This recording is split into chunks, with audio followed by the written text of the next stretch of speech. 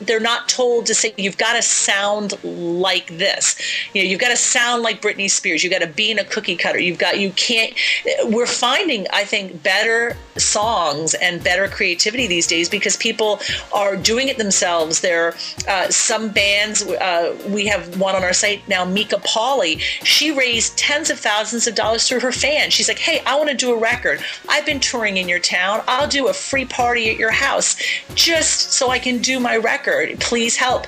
And tens of thousands of dollars came flooding in, and it was one of the best records. And I think that this is what more and more people are doing. They're raising funds through their fans, through their live tour, and they're coming up with wonderful recordings because they can, and they don't have A&R people and presidents of labels telling them it doesn't sound good, and it doesn't sound the way they want it to sound. It sounds the way the artist themselves wants to sound, and that's my favorite thing right now. And the red tape involved, let's say you've got a major motion picture music supervisor waiting, and you've got to go through the major label to get the music. How much more difficult is it than if you were to source from an independent musician? Well, what's happening now is I think the labels are trying to catch up with companies like us. They're realizing that they're missing paydays, they're missing promotion, they're missing a lot because they're absolutely charging so much money for a master recording today.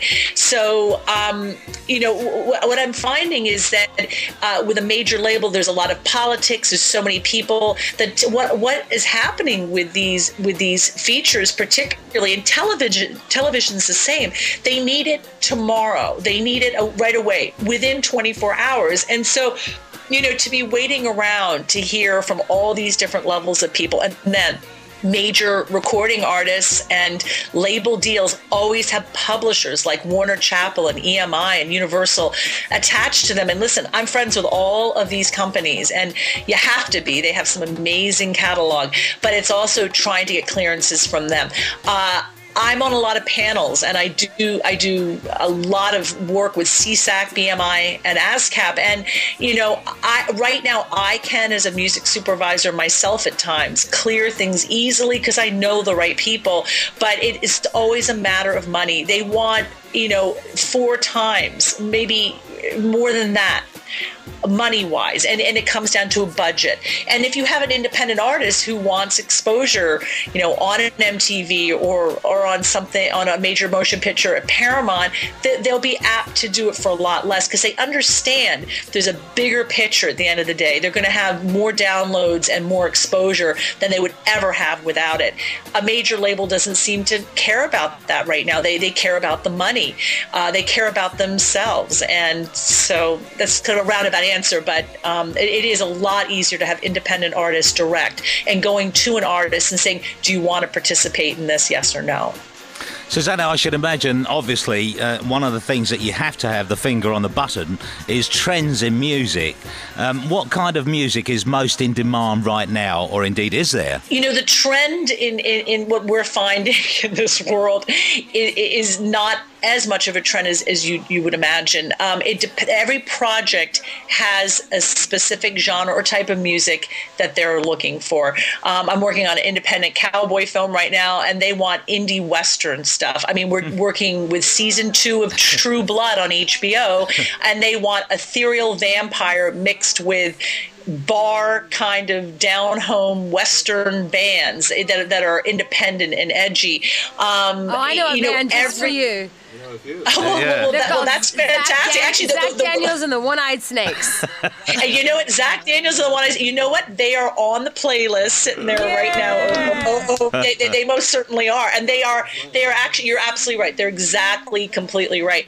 And those guys are going to be. There's a lot of your bands that are going to be really fun because we're also working with X Games with ESPN for July. So I mean, all this high octane Americana driven stuff. I mean, there's room for it. But I have to say too. One of the biggest films I just worked on was I Love You, Philip Morris, with Jim Carrey and Ewan McGregor, that featured at Cannes last week. And they used a song from 1979 we had called Steal Away by Robbie Dupree, because people knew the song. And, you know, another big placement of a movie that we originally hooked up with, well, Paul did on the hip-hop side, they ended up taking Dance With Me by Orleans, another hit of the 70s.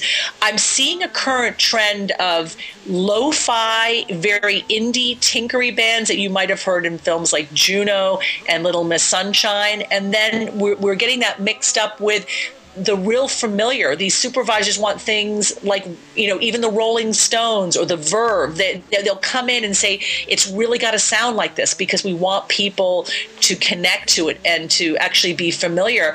We just did a remake for a film recently of the song Happy Together by the Turtles for a film called Happy Together. And I mean, it's very interesting. We're kind of at the mercy of the creative direction of the companies we're working with, and every day is a completely, utterly new day. I mean, so that's why every day at Fame Games is a different day and a new artist. And, you know, eventually we hope that everybody will find a home and a placement. I mean, it's just pushing every day. I want to take it back to when you first heard about Fame Games. I believe it was through the Hollywood Music Awards. Yes, that's right. I was the first year, the founding member, Brent Harvey, approached me to be on their advisory board with Nile Rodgers and some very illustrious people. It was very exciting.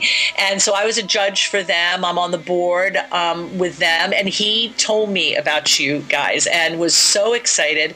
And we do love Brent Harvey. And so it was a wonderful suggestion to come in as a judge. And every song I heard, I think Beta Rays was the first band. I was just like, I want to sign this band. I couldn't even choose. It was really exciting. And I know you guys were really patient too, because I said, can I do a pass-through licensing deal non-exclusively with these guys? And it took quite a few months. And I was so excited when you said, sure, let's try this. And again, the nice thing about our world is it is what they call non-exclusive, meaning you can work with us or you can work with any other company.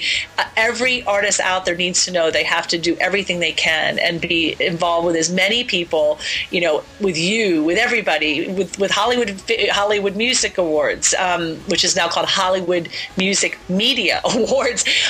We need to do the most we can to help these artists promote themselves. Just going back a step now, Suzanne, we talked about Carla Santana and your success with Smooth. What past accomplishments are you most proud of, though? Apart from that, there must have been, you know, a few other artists that you came along, you thought, wow, you know, that was a great experience. Well, I've been very fortunate, you know, to say this, that Ital Shore opened up a world for me with that song.